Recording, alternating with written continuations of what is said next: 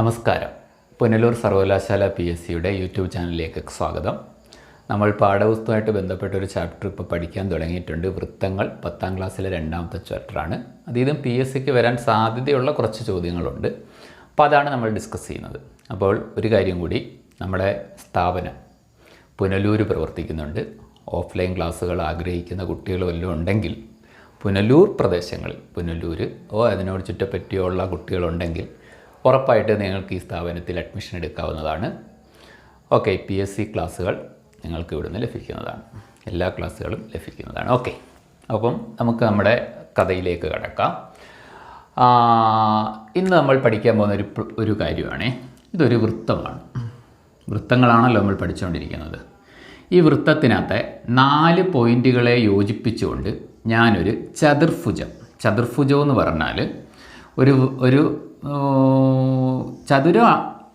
ചതുർഭുജമാണ് കേട്ടോ. 4 വശങ്ങളുള്ള രൂപങ്ങളെ വിളിക്കുന്ന പേരാണ് ചതുർഭുജം. അപ്പോൾ ഇതിനകത്ത് 4 വശങ്ങളുണ്ടല്ലോ, 1, 2, 3, 4. അത് ചതുരം തന്നെ ആവണമെന്നില്ല, എങ്ങനെ വേണമെങ്കിലും ഇരിക്കാം. സാമാന്തരികവും സമചതുരവും ചതുരം എല്ലാം ചതുർഭുജങ്ങളാണ്.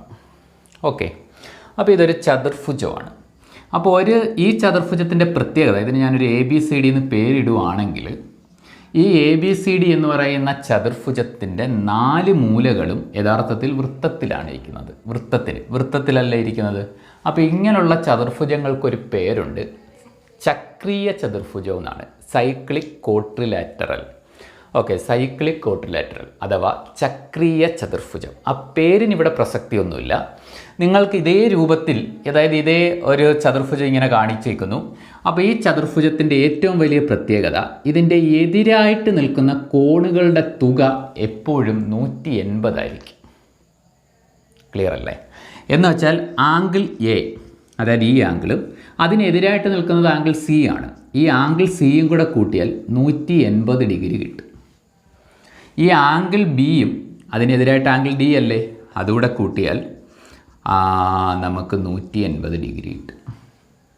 അപ്പോൾ ഇതൊരു 30 ഡിഗ്രി ആണെങ്കിൽ, ശ്രദ്ധിക്കുക, ഇതൊരു 30 ഡിഗ്രി ആണെങ്കിൽ ഉറപ്പായിട്ടും അതിൻ്റെ എതിരായിട്ടുള്ള കോൺ ഇതുകൂടെ കൂട്ടപ്പോൾ 180 കിട്ടണം. അപ്പോൾ ഇത് എത്ര ആയാൽ പറ്റും? 180 നിന്ന് 30 കുറച്ചാൽ മതി.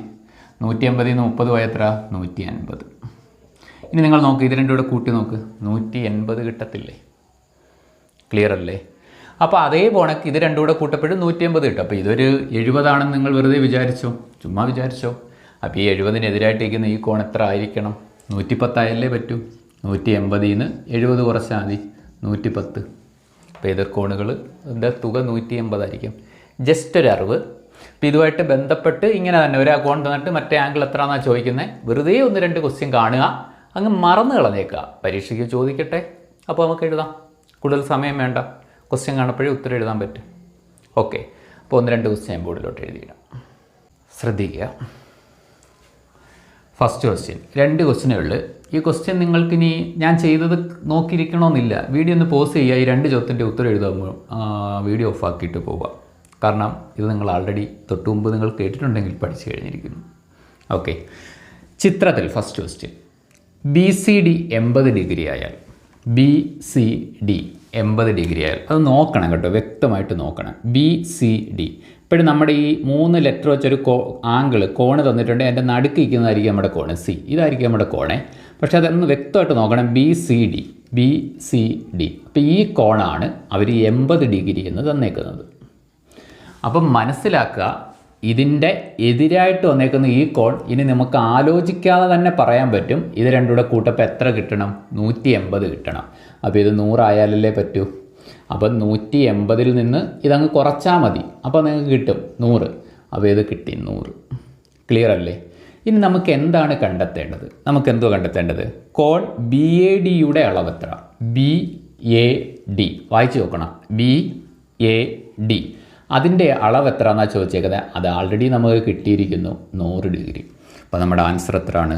100 ഡിഗ്രി. ക്ലിയർ അല്ലേ? ഫസ്റ്റ് ക്വസ്റ്റ്യൻ ഓക്കെ അല്ലേ? അങ്ങനെയാണ് നമ്മുടെ രണ്ടാമത്തെ ചോദ്യത്തിലോട്ട് പോകാം. ഒരു ഫിഗർ തന്നിട്ടുണ്ട്, PQRS, Pയും Qയും Rഉം Sഉം, അതായത് ക്വാഡ്രിലാറ്ററിൻ്റെ 4 മൂലകളും ചതുർഭുജത്തിൻ്റെ 4 മൂലകളും വൃത്തത്തിലാണ്. അപ്പോൾ ഈ ചതുർഭുജത്തിൻ്റെ പേരെന്തുവാ? ചക്രീയ ചതുർഭുജം. Cyclic quadrilateral. അപ്പോൾ നമ്മുടെ ചോദ്യത്തിൽ എന്ത് പറയുന്നു വെച്ചാൽ സൈക്ലിക് ക്വാഡ്രിലാറ്ററലിൻ്റെ പ്രത്യേകത എന്താണ്? എതിർകോണുകളുടെ തുക 180 ആയിരിക്കും. എതിർകോണുകളുടെ തുക 180 ആയിരിക്കും. അപ്പോൾ ചിത്രത്തിൽ ആംഗിൾ പി എസ് ആർ 75 ഡിഗ്രിയാണ്. പി എസ് ആർ ഈ സാധനം 75 ഡിഗ്രിയാണ്. അപ്പോൾ ഉറപ്പായിട്ട് ഇതിൻ്റെ എതിർകോൺ ഇതാണ്.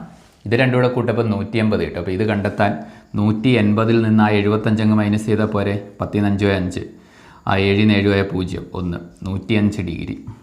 Sorry 105 degree. ഈ 105 ഡിഗ്രി ആയിരിക്കും ഇതാവുന്നത്. ഇനി നമുക്ക് എന്താണ് കണ്ടുപിടിക്കേണ്ടത്? പി ക്യു ആർ ഇതെത്ര എന്നാണ് ചോദ്യം. ഓക്കെ, നമുക്ക് കിട്ടിയല്ലോ ഇത്ര 105 ഡിഗ്രി. അപ്പോൾ ഒരു ചെറിയ അറിവാണ് നമ്മുടെ ഇന്നത്തെ ക്ലാസ്സിൽ നമ്മൾ പഠിച്ചത്. കഴിഞ്ഞ ക്ലാസ് കാണാത്തവർ ഉറപ്പായിട്ടും അത് കാണണം കേട്ടോ. കാരണം വൃത്തങ്ങൾ വളരെ ഇമ്പോർട്ടൻ്റ് ചാപ്റ്ററാണ്. പണ്ട് തൊട്ടേ എള്ളി പരീക്ഷകളിലെല്ലാം പരീക്ഷയിൽ ഈ ചാപ്റ്ററിൽ നിന്ന് വന്നിട്ടുണ്ട്. ഓക്കെ.